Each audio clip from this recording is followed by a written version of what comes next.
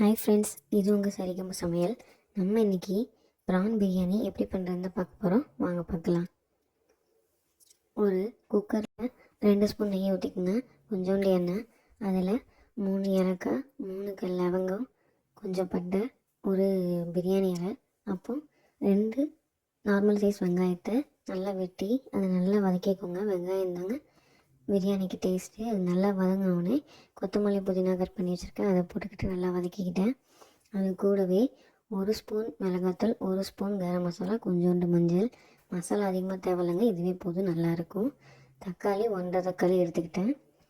அப்புறம் 1 ஸ்பூன் இஞ்சி பூண்டு பேஸ்ட்டு போட்டு நல்லா வதக்கிக்கோங்க. மசாலா பச்சை வாடை இல்லாமல் நல்லா வதக்கிக்கணும்.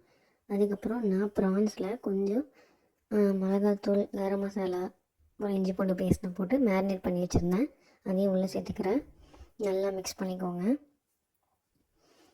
ப்ரான்ஸை நல்லா சுருள நீங்கள் வதக்கி வேணுங்க. இறாலை அந்த மாதிரி வதக்கி பிரியாணி பண்ணும்போது ரொம்ப டேஸ்ட்டாக இருக்கும். அது கூடவே புளிப்புக்காக 1 ஸ்பூன் தயிரும் கொஞ்சோண்டு லெமனும் சேர்த்து நல்லா மிக்ஸ் பண்ணி விட்டுக்கணும். நம்ம எந்த அளவுக்கு கலந்து விட்றோமோ அந்த அளவுக்கு அதை நல்லா கலந்து சுருள இறால் வெந்துடும். அப்படி வெந்தால் தான் சூப்பராக இருக்கும். இப்போ இப்படி இருக்குது பாருங்கள். இந்த மாதிரி நேரத்தில் நம்ம ஊற வச்சுருக்க அரிசியை உள்ளே சேர்த்துக்கலாம். நான் வெங்காயம் நறுக்கி ஸ்டார்ட் பண்ணும்போது இது அரிசி ஊற வச்சுக்கிட்டேங்க. அந்த மாதிரி நம்ம ஸ்டார்ட் பண்ணும்போது கட்டிங் ப்ராசஸ் ஸ்டார்ட் பண்ணும்போது ஊற வச்சுக்கிட்டாலே போதுமானது தான். இப்போ நல்லா மிக்ஸ் பண்ணிவிட்டு இந்த டம்ளரில் தான் நான் அரிசி எடுத்துக்கிட்டேன். 1.25 டம்ளர் அரிசி எடுத்துக்கிட்டேன்.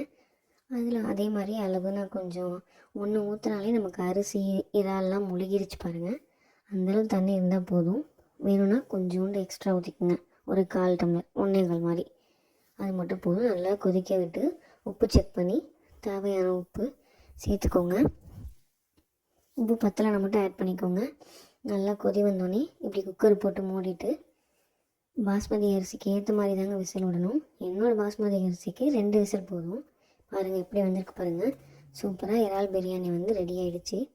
நீங்களும் இந்த பிரியாணியை ட்ரை பண்ணி பாருங்கள். ட்ரை பண்ணிவிட்டு எப்படி இருந்துச்சுன்னு எனக்கு கமெண்டில் சொல்லுங்கள். இந்த வீடியோ உங்களுக்கு பிடிச்சிருக்குன்னு நம்புகிறேன் ஃப்ரெண்ட்ஸ். லைக் பண்ணுங்கள், ஷேர் பண்ணுங்கள், சப்ஸ்கிரைப் பண்ணுங்கள். நான் போடுற எல்லா வீடியோவும் உங்களுக்கு வரணுன்னா பெல் பட்டன் கிளிக் பண்ணிக்கோங்க. தேங்க்ஸ் ஃபார் வாட்சிங் ஃப்ரெண்ட்ஸ்.